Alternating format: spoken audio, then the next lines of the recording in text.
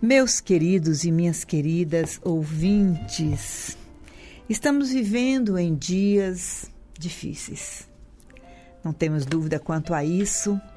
E quando a gente abre as Escrituras Sagradas, quando a gente lê este livro que nos traz os princípios que regem a vida, nós nos deparamos com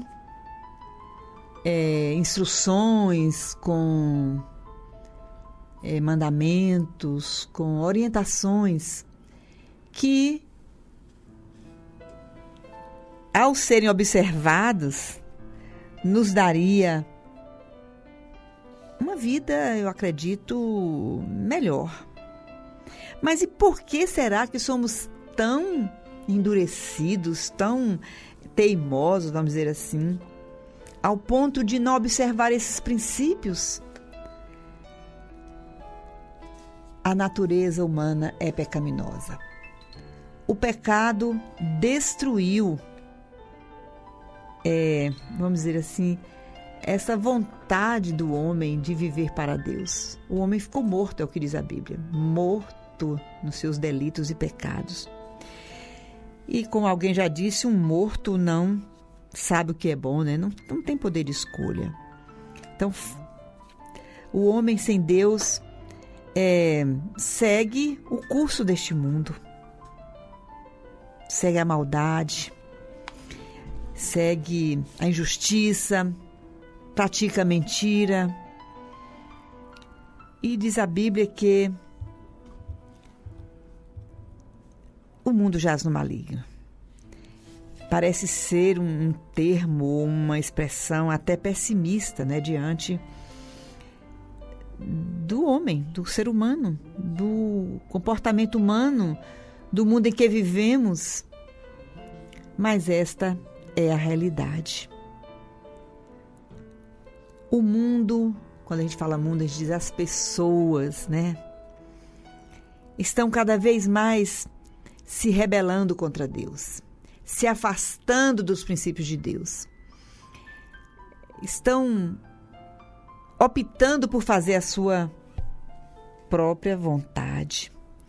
E, em consequência disto, nós podemos observar o quanto que as pessoas estão fracas de pensamento, de ideias, fracas no sentido de decisões. Existe uma condição de enfraquecimento, ou seja, de falta de poder. Deus quer que tenhamos vida e vida abundante, vida prazerosa.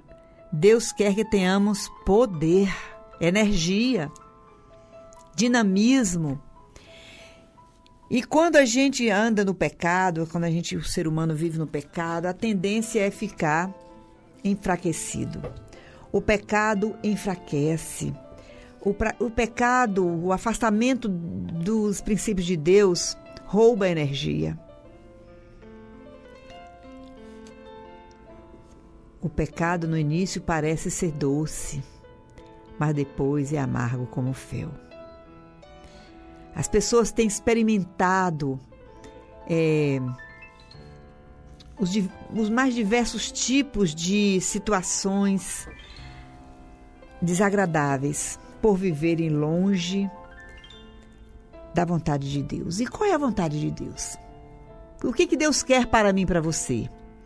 Diz as Escrituras que Ele nos criou para louvor da sua glória.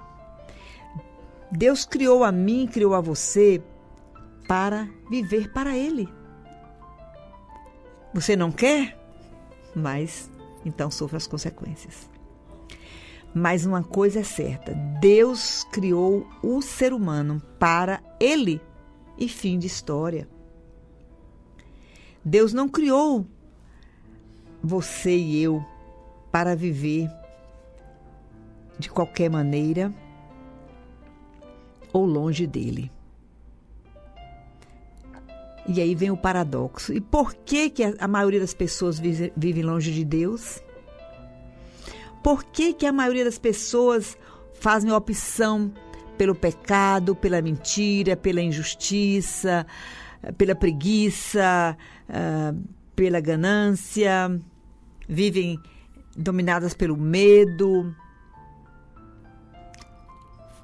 fazem opções que venham trazer consequências, e a gente vê aí bem claramente diante dos nossos olhos boa parte das doenças que as pessoas são acometidas tem como matriz, ou seja, tem como a gênese, né? A base geradora das pressões, das incertezas, dos medos, e tudo por conta desse afastamento de Deus. A gente fala assim baseado nas Escrituras e baseado também em experiências. Parece até que estamos sendo radicais. Quem não conhece as Escrituras e quem fez a opção de viver sem Deus acha um absurdo falarmos assim. Mas que venhamos entender uma coisa: com Deus não se brinca. Deus não se deixa escarnecer. Tudo que o homem, ou seja, o ser humano, tudo que eu e você semear, isto vamos colher. Quando a gente se afasta de Deus, dos seus princípios, a gente está correndo o risco de colher sérios danos lá na frente. Aí você pode até argumentar, mas eu sei de pessoas, eu conheço gente que não são servas de Deus, não são cristãs e aparentemente vivem bem. Está escrito que tem um profeta bíblico, um salmista, que ele também teve esse conflito. Mas no final, nós vamos ver qual será a recompensa daqueles que praticam a impiedade. Que Deus nos ajude, que Deus, pelo Espírito Santo, venha estar levando a muitas pessoas a entenderem da necessidade de se ter Deus como guia, Deus como Senhor.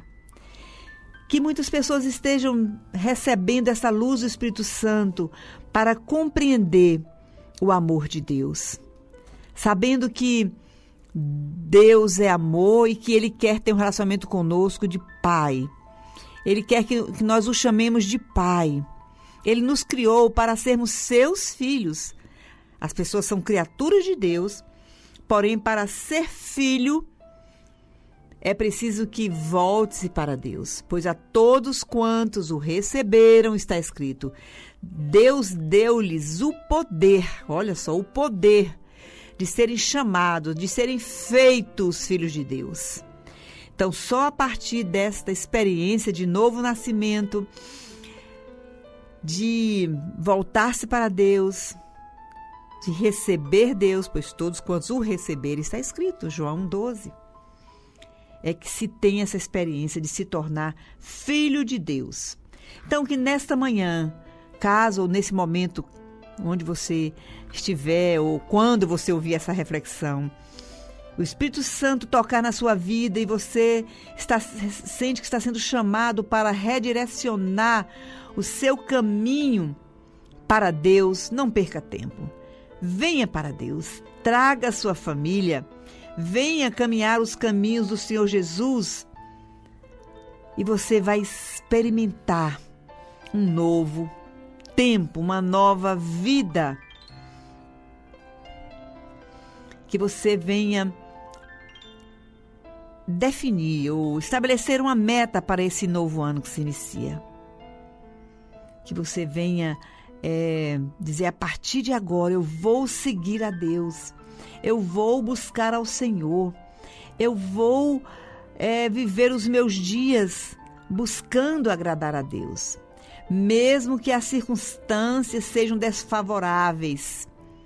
Mas é possível permanecer confiante e obediente, sabendo que pela graça maravilhosa e amor de Deus, que é sem medida, poderemos viver acima das situações, acima do medo, acima das nossas fraquezas, sabendo que Deus está conosco. E se Deus é por nós, quem será contra nós? Então, que o Espírito Santo fale agora ao seu coração, pai de família, mãe de família, e que toda a sua família venha se render aos pés do Senhor. Este é o meu desejo para você, para a sua vida. Amém, amém.